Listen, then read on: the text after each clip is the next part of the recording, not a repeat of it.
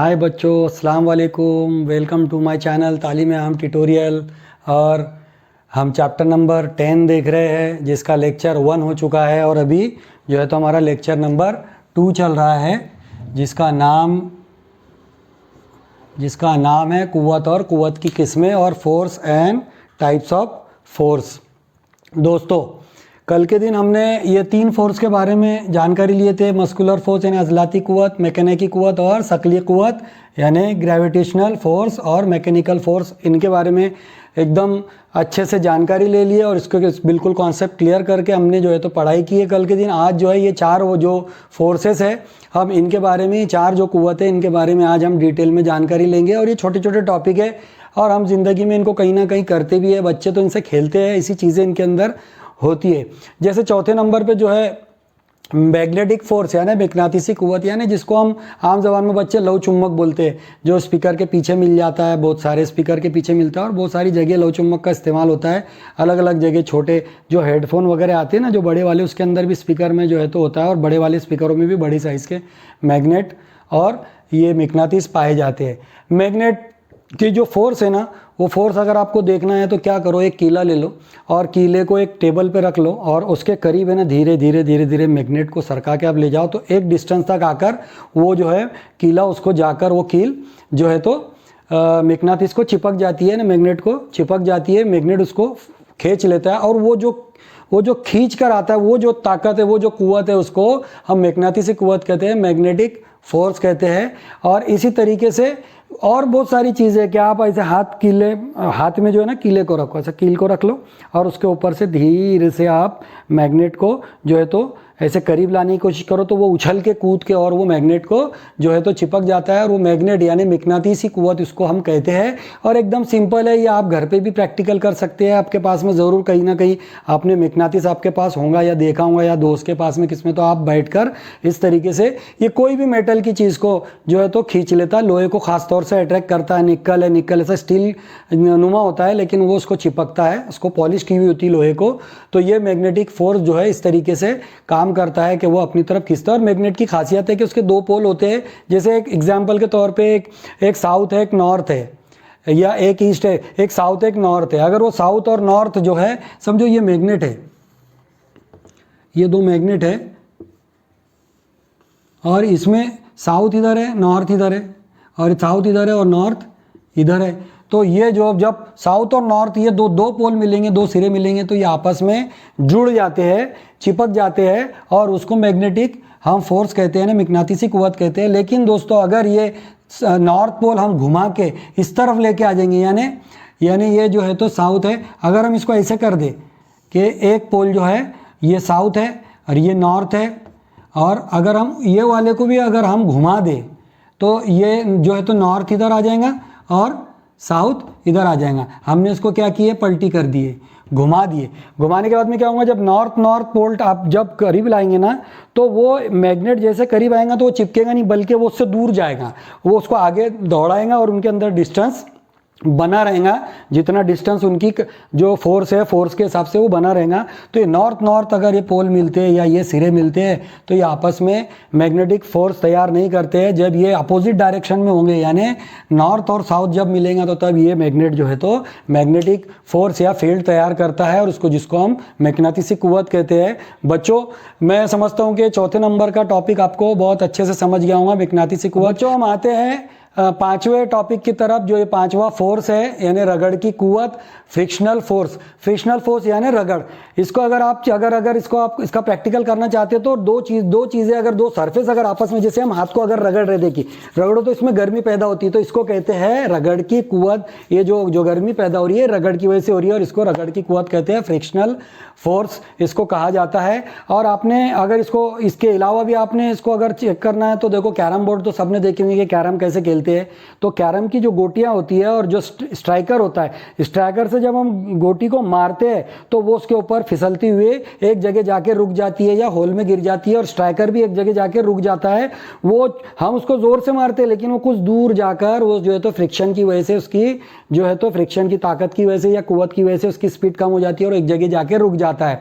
तो ये क्यों होता है, ये जो है तो स्ट्राइकर की और जो कैरम बोर्ड है वो बोर्ड की फ्रिक्शन यानी रगड़ रगड़ की वजह से उसके अंदर रगड़ की कुव्वत तैयार होती है, जिसकी वजह से वो जाके रुक जाती है और गोटियां भी कहीं जाके टकरा के वो एक जगह थम जाती है और स्ट्राइकर भी रुक जाता है। तो इसको रगड़ की कुव्वत कहते हैं। और ये रगड़ की कुव्वत जो है ना, ये जो है तो कम भी की जा सकती है कुछ चीज़ों के इस्तेमाल से, और इसको बढ़ाया भी जा सकता है। जैसे कैरम बोर्ड पे अगर बोरिक एसिड, एक पाउडर आता है बोरिक पाउडर, अगर वो डाला हुआ है तो क्या होता है, हम हल्के से भी अगर स्ट्राइकर को मारे तो वो बहुत ज़्यादा बार जो है तो बाउंड लेता है और वो इधर से उधर हरकत करता है, रुकता है लेकिन वो बहुत ही स्मूथली मूवमेंट करता है। क्यों? क्योंकि वो जो पाउडर है, पाउडर स्ट्राइकर और बोर्ड के बीच में एक लेयर बनाता है जो स्मूथ लेयर हो जाती है, और जिसकी वजह से वो बहुत आसानी से फिसलता है, एक जगह से दूसरी जगह जो है तो रगड़ता हुआ जाता है। और बनिस्बत उसके जिस पे पाउडर नहीं है उस पर जल्दी रुक जाता है स्ट्राइकर, क्योंकि रगड़ की कुव्वत ज़्यादा होती है। पाउडर डालने के बाद रगड़ की जो है तो वो कुव्वत कम हो जाती है, इसलिए स्ट्राइकर जो है तो बहुत स्मूथली इधर उधर मूव करता है, इधर उधर जो है तो दौड़ता है उसके ऊपर, बोर्ड के ऊपर। एक तो ये हो गया। दूसरा, अगर मिसाल लेने जाएंगे हम इसकी रगड़ की कुव्वत की, तो देखो हम साइकिल चलाते हैं, तो साइकिल तो हम चलाते हैं पैरों से जो है तो हम पेडल मारते हैं, हमारी साइकिल आगे चलती है। लेकिन जब हमको रोकना होता है तो हम हाथ से जब ब्रेक मारते हैं, तो होता यह है कि जो रबर का जो एक कुशन होता है, गुटका होता है रबर का, जो व्हील के पास लगा हुआ होता है, वो व्हील को जो है तो रबर का गुटका चिपक जाता है और उनके अंदर जो है तो रगड़ पैदा होती है, और वो रगड़ की वजह से साइकिल थोड़ी दूर जाकर या वहीं पर ही स्लो रही तो वहीं पर ही रुक जाती है। और वो भी जो है वो व्हील यानी वो टायर की जो रिंग होती है, रिंग को वो रबर का गुटका जो है तो दबा, उसको चिपक जाता है, और उसकी रगड़ की वजह से, उसके रगड़ के फोर्स की वजह से, उसके रगड़ की कुव्वत की वजह से साइकिल जो है तो वो रुक जाती है। तो इस तरीके से रगड़ की कुव्वत जो है तैयार होती है। जो हमने दो मिसालें देखे, एक तो कैरम बोर्ड की मिसाल देखे और एक जो है तो हमने साइकिल की मिसाल देखे। इसी तरीके से रगड़ की कुव्वत की वजह से हम जो है हमारी स्लीपर वगैरह पैर में पहनते हैं, और हम जब चलते हैं तो रगड़ की कुव्वत से हमको ग्रिप अच्छी मिलती है और हम जिसकी वजह से आगे बढ़ते जाते हैं। दोस्तों अगर फिसलन वाली जगह पे हम चलेंगे तो दोस्तों क्या होता है, रगड़ कम हो जाती है। जैसे अगर कोई ज़मीन पे अगर साबुन का पानी है फर्श के ऊपर और आप उसके ऊपर चलते हैं तो हमको बहुत ऐसे पैर जमा के चलना पड़ता है ताकि हम फिसल ना जाए, और कभी कभी तो हम फिसल भी जाते हैं। और वो फिसलन जब होती है पानी डालने के बाद, तो वो क्या होता है, दोनों भी सरफेस यानी पैर के जो तल पैर है उनमें और ज़मीन के बीच में एक जो है तो स्लिपरी चीज़ तैयार करती है, एक जो है तो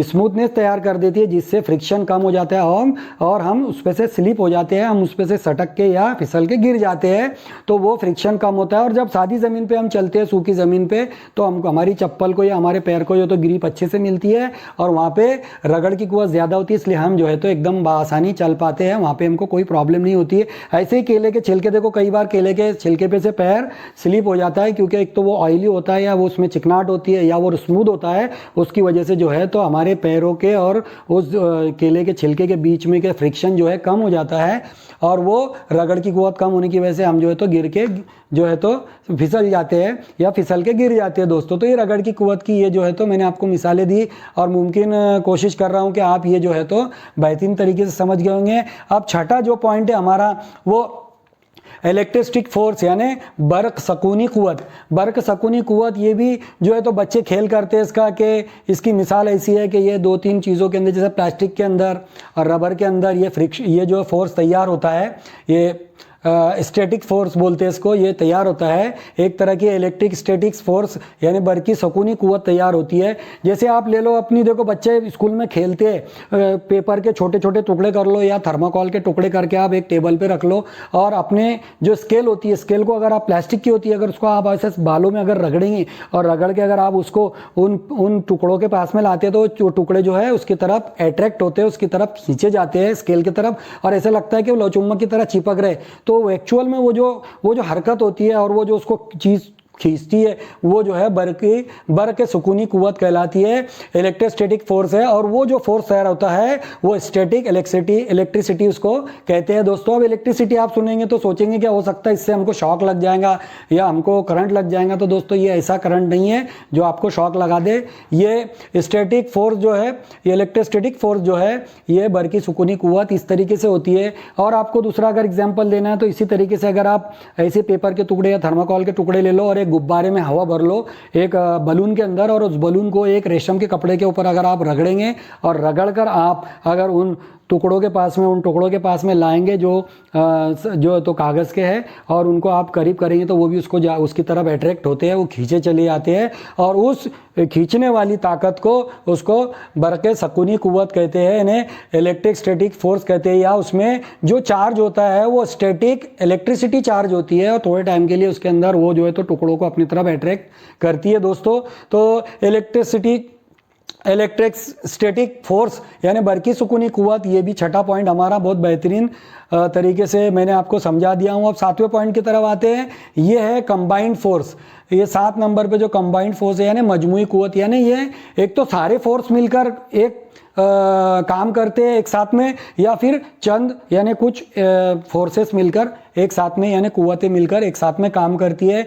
इसकी मिसाल बताते हैं, जो रोलर कोस्टर होता है, जो देखे आपने रोलर कोस्टर अपने इसके ऊपर डिस्कवरी पे या आप पिक्चरों में भी देखते हैं, या कोई वीडियो यूट्यूब वगैरह पे देखना आप, वो ऐसे झूला होता है जिसको हम आम जबान में झूला बोलते हैं, और वो आड़े टेढ़े ऊपर नीचे, तो वो उसके अंदर बहुत सारी मजमुई जो कुव्वतें वो काम करती है। जैसे एक तो पहले वो जो बना हुआ होता है वो एक मैकेनिकल डिज़ाइन है, तो वो उसके अंदर मैकेनिकी कुव्वत भी लगती है यानी मैकेनिकल फोर्स भी लगता है। दूसरा उसके अंदर व्हील होते हैं, वो व्हील जो है वो रगड़ की कुव्वत तैयार करते हैं, यानी जब वो ऊपर से नीचे आता है तो वो एक फोर्स तैयार करता है जो कि मैकेनिकी कुव्वत से तैयार होता है, और जब वो ऊपर की तरफ जाता है तो उसके चक्कों की रगड़ से और ऊंचाई की वजह से वो एक जगह जाके उसकी स्पीड कम होती है और वो ब्रेक लगने करता है उसको, और वो रगड़ की कुव्वत होती है। उस तरीके से वो जो है तो बहुत सारी मजमुई कुव्वत से काम करता है। आपको अगर देखना है गौर से तो आप एक बार रोलर कोस्टर का वीडियो देखना, आपको समझ में आ जाएगा कि ये कैसे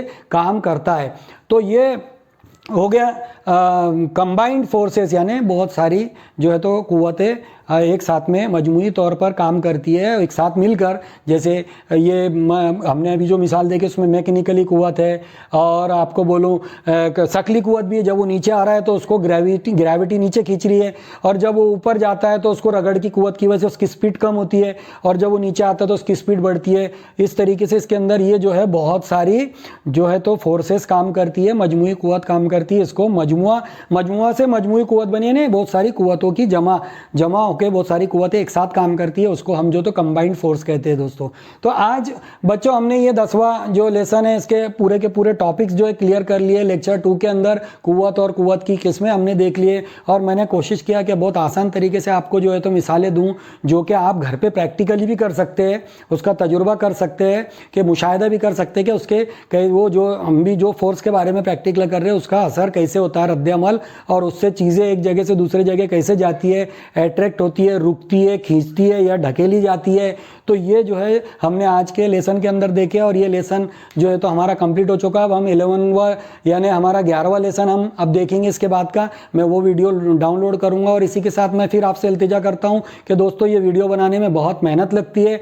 आप जो है तो हमारे वीडियो को, हमारे चैनल को अपनी प्यार मोहब्बत से नवाजिए, और हमको अगर आप अगर ज़्यादा व्यूज़ देखते हैं या हमारे इसमें कमेंट करते हैं तो हमको और जोश आता है, और जो है तो हम इनकरेज होते हैं उससे, और हम अच्छे वीडियो बनाने की कोशिश करेंगे जो आपको फ्री ऑफ कॉस्ट यानी बगैर किसी पैसे के आप तक जो है तालीम पहुंच रही है। तो आप हमारे इस चैनल को सब्सक्राइब कीजिए और उसको बेल आइकन को दबाइए, और कमेंट करके बताइए कि हमारे वीडियो आपको कैसे लग रहे हैं। अगर आपने सब्सक्राइब कर लिया है तो दोस्तों आपकी जिम्मेदारी है कि आपने दोस्तों से, अपने रिश्तेदारों से और अपनी उम्र के या अपनी क्लास के बच्चों से इसको लिंक को शेयर कीजिए, या चैनल के नाम को शेयर कीजिए। मैं बाकायदा इनके जो है तो आपको लेसन डालते जा रहा हूँ, और अब जो है तो आपके जो लेसन मैं आपको डाल रहा हूँ यूट्यूब पर वो आपके स्कूल के सिलेबस के हिसाब से डाल रहा हूँ। हम पीछे से डाल रहे थे, लेकिन उसका जो है तो अब ध्यान में आ गया कि अब जो नया जो भी टर्म शुरू हो रहा है वो टर्म के हिसाब से हम जो तो स्टडी करेंगे। इसी के साथ दोस्तों मैं ये लेक्चर को यहीं ख़त्म करता हूँ। अल्लाह हाफिज़।